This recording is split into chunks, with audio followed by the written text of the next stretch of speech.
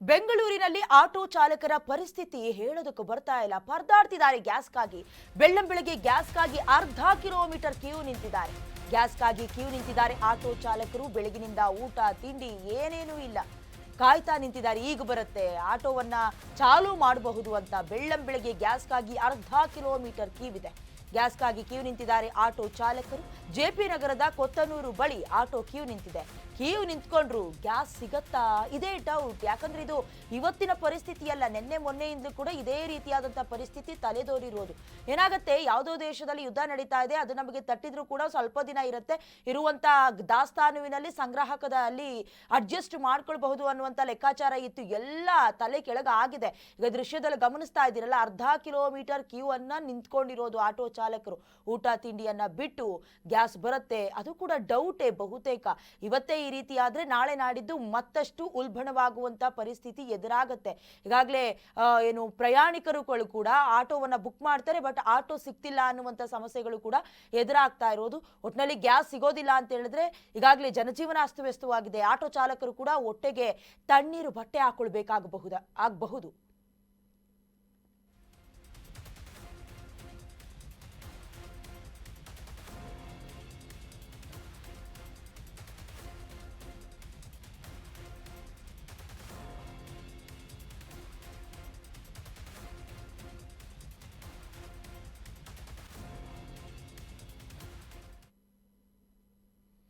ಹುಬ್ಬಳ್ಳಿಯಲ್ಲಿ ಗ್ಯಾಸ್ ಕೊರತೆಯ ಮಧ್ಯೆಯೇ ದರ ಏರಿಕೆಯಾಗಿದೆ. ಪೆಟ್ರೋಲ್ಗಿಂತ ಎಲ್ಪಿಜಿ ದರವೇ ಹೆಚ್ಚಾಗಿದೆ. 100ರ ಗಡಿ ದಾಟಿದೆ ಆಟೋ ಎಲ್ಪಿಜಿ ದರ. ಈಗಾಗಲೇ ಹುಬ್ಬಳ್ಳಿಯಲ್ಲೂ ಕೂಡ ಗ್ಯಾಸ್ ಕೊರತೆಯ ಮಧ್ಯೆ ದರ ಏರಿಕೆ ಮಾಡಲಾಗಿದೆ. ಇಷ್ಟು ದಿನ ಕಾಳಸಂತೆಯಲ್ಲಿತ್ತು ಸಮಸ್ಯೆ, ಈಗ ಬಂಕ್ಗಳಲ್ಲೇ ಹೆಚ್ಚಾಗಿದೆ. ಪೆಟ್ರೋಲ್ಗಿಂತ ಹೆಚ್ಚಾಗಿದೆ ಎಲ್ಪಿಜಿ ದರ.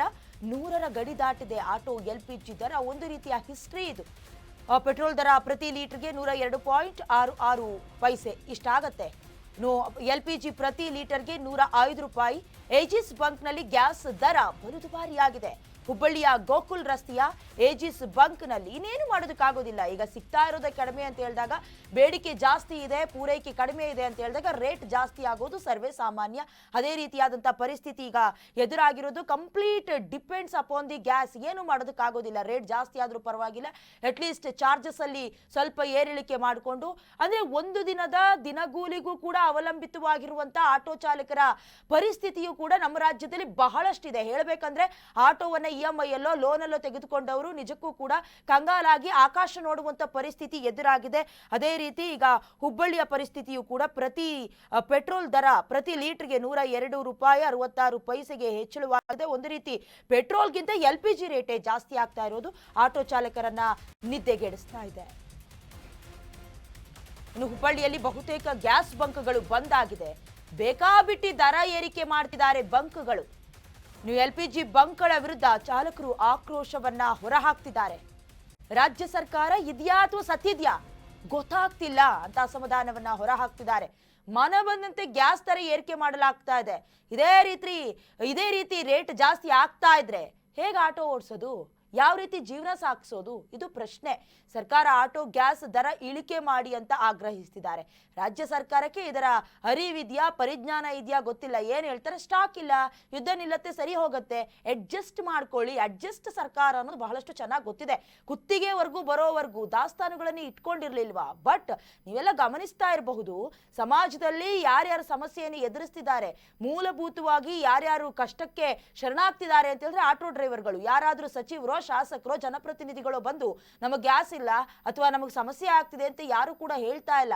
ಇರಬಹುದು, ಬಟ್ ಸ್ಟಾಕ್ ಅಂತೂ ಇಟ್ಕೊಂಡಿರ್ತಾರೆ. ಈಗ ದಿನ ಪ್ರತಿನಿತ್ಯವೂ ದುಡಿತಾ ಇದ್ದಂತಹ ಕೂಲಿಯೂ ಸಿಗ್ತಾ ಇಲ್ಲ. ಸರ್ಕಾರ ಇದೆಯಾ ಸತ್ತೋಗಿದ್ಯಾ ಅಂತ ಕೇಳ್ತಿದ್ದಾರೆ.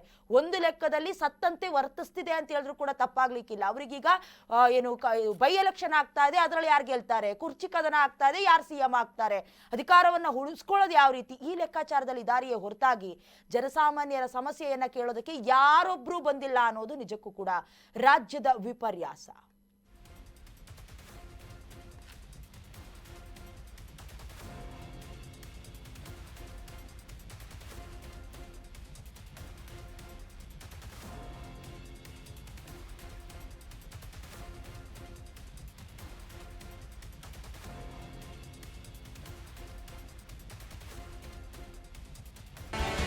ಕರ್ನಾಟಕ ನ್ಯೂಸ್ ಬೀಟ್ ಫಾಲೋ ಮಾಡಿ, ಸಬ್ಸ್ಕ್ರೈಬ್ ಮಾಡಿ